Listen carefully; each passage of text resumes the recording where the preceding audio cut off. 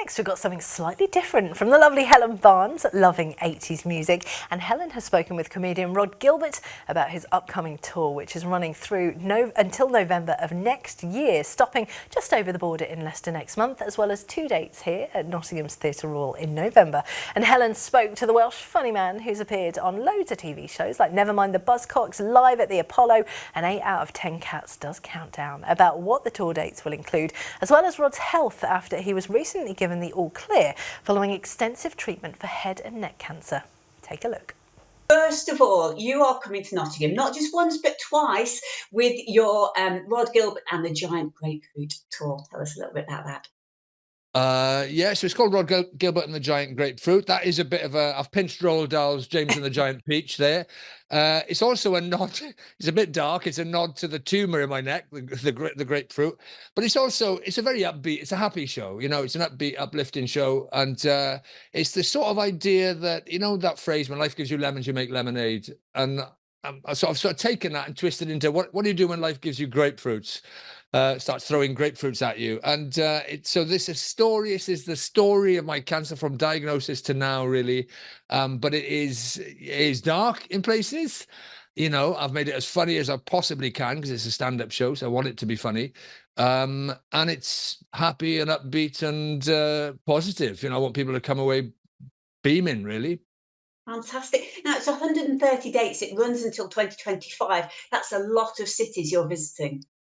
Yeah, I think I'm doing every town and city in the UK pretty much. I'm doing a lot of smaller venues on this tour. So I'm doing everything from, some of them are 250 seats and some of them are 5,000. So there's a real variety. I've spread it out because I'm taking it easy as well. You know, I've got to keep it going. I've got to keep my health going. I've got to keep the stamina going.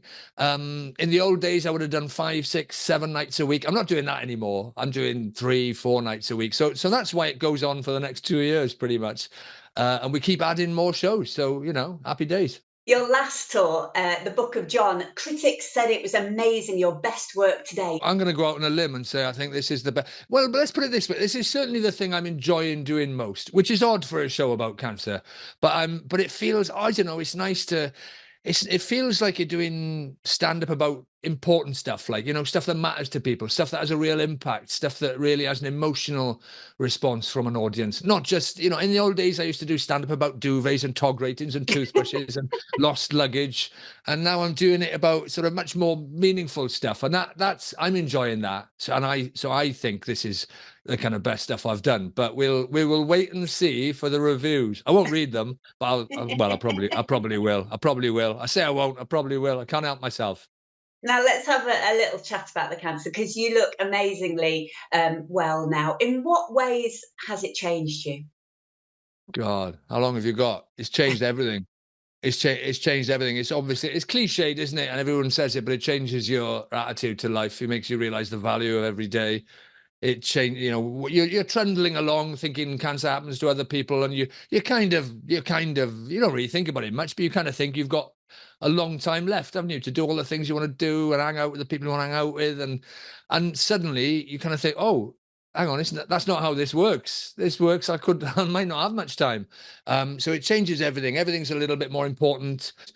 But it's changed everything. It's changed, yeah, it's definitely changed, but for the better, I think. You know, I'm very positive about my cancer. I'd go as far as to say I'm not sorry that I've had it. You know, and if it's gone for good, I'm not sorry that I've had it. It's wonderful. There's lots of positives. There's lots and lots of positives. Now, you're married to a fellow comedian. Does that help when you're planning your tour like you're doing now? Does she know it off by heart already? Is she good at giving you constructive feedback and telling you when jokes are really just not funny? Well, she hasn't seen it even. She hasn't even been to see it. But we don't work together. And we did a podcast together during lockdown for a few years. That was good. But we don't work together. We don't write together. We don't go and see each other's stuff. It's, we sort of don't take it home with us, really. Every now and again, I'll sneak it into the conversation. I'll say, what do you think of this joke? What do you think of that? And she'll give me her opinion on it. And yeah, she's got a very good radar. She's got a good radar for when I've gone wrong. Fantastic. Now, tickets are on sale now, so sell it to us, Rhod. Why should we come and see this new tour?